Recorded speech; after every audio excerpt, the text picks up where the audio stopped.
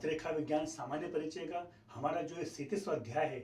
इस 37वें अध्याय के अंतर्गत हम हाथ से जुड़े हुए कुछ विशेष योगों के बारे में चर्चा करेंगे। सर्वप्रथम में धन प्रदान करने वाले चिन्ह हमारे हाथ के अंदर कहाँ कहाँ होते हैं और कौन कौन से शुभ लक्षणों के कारण व्यक्ति के जीवन में धन का आगमन होता है, इसके बारे में चर्चा करेंगे। तो जैसा हमारे सामने हाथ का एक चित्र परिलक्षित है, इस हाथ के अंदर हम देखते हैं कि यदि जीवन रेखा व्यक्ति की यदि स्वस्थ बनी हुई हो, मस्तिष्क रेखा हो, हृदय रेखा हो, ये तीन रेखाएं हाथ के अंदर स्वस्थ अवस्था में हैं।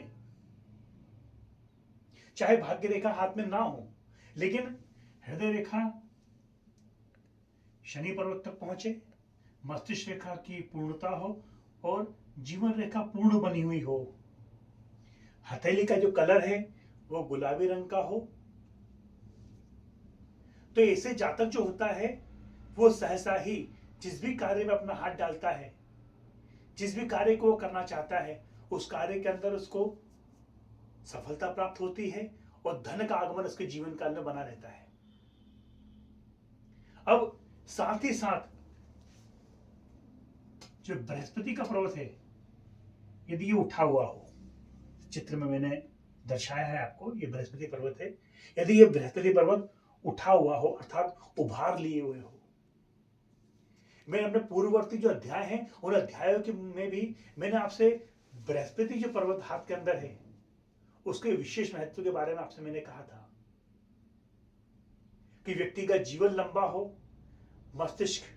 भी प्रवीण हो, हृदय रेखा अच्छी बनी हुई हो और साथ में यदि बृहस्पति पर्वत जो है या जिसे हम गुरु पर्वत बोलते हैं, यदि ये उठा हुआ हो तो व्यक्ति के अंदर बुद्धि चातुर्य जो है, जो ज्ञान है, उसका प्रभाव उसके जीवन काल में दिखाई देता है। उसकी सरस्वती जो होती है वो सिद्ध अवस्था में होती है। कैसा जातक किसी भी बात को कह दे तो ईश्वर की कृपा उस व्यक्ति के ऊपर होती है कि वो जैसा सोचता है, वो जो लोगों के बारे में प्रेडिक्ट करता है, जैसा वो लोगों से चाहता है, वैसा ही उसको जीवन काल में प्राप्त होता है। इसलिए यदि बृहस्पति पर्वत यदि उठा हुआ है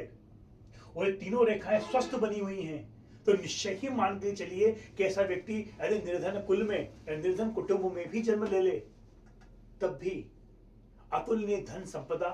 और वैभव अपने जीवन काल में प्राप्त करता है। अब इसी कड़ी हम आगे चलें तो हम देखें कि जो बुध का पर्वत है ये उठा हुआ हो और साथ में शुक्र पर्वत जो है हमारा है, ये जीवन रेखा से घिरा हुआ ये शुक्र पर्वत जो है ये उभार लिए हुए हाथ उठा हुआ हो। जैसे मैं मेरे हाथ के अंदर बता रहा हूं कि ये बुध पर्वत, शुक्र पर्वत दोनों उच्च अवस्था में हो। उच्च अवस्था है तात्पर्य कि हाथ में उठे हुए हों। तो ऐसा जातक जो होगा वो अपने बुद्धि बल के साथ साथ जो उसका शारीरिक गठन होगा, क्योंकि शुक्र पर्वत यदि उच्च अवस्था में है, हम जिस किसी व्यक्ति के हाथ में शुक्र पर्वत देखें, मैं फिर से आपको बता रहा हूं कि शुक्र पर्वत यदि व्यक्ति का उठा हुआ हो तो यह जातक दिखने में बड़ा सुंदर होगा, वाणी उसकी मधुर होगी। तो व्यवहारिक जीवन में हम देखते हैं कि जिस व्यक्ति के अंदर बुद्धि है और वाणी में मधुरता भी उसके पास है, वाणी के अंदर चुंबकत्व का गुण यदि उसके जीवन काल में उसको प्राप्त यदि है, तो सहसा ही उसके कार्यों में सिद्धि प्राप्त होगी और सिद्धि के साथ संपदा भी निश्चय ही उसके जीवन काल में उसको प्राप्त होती है। अब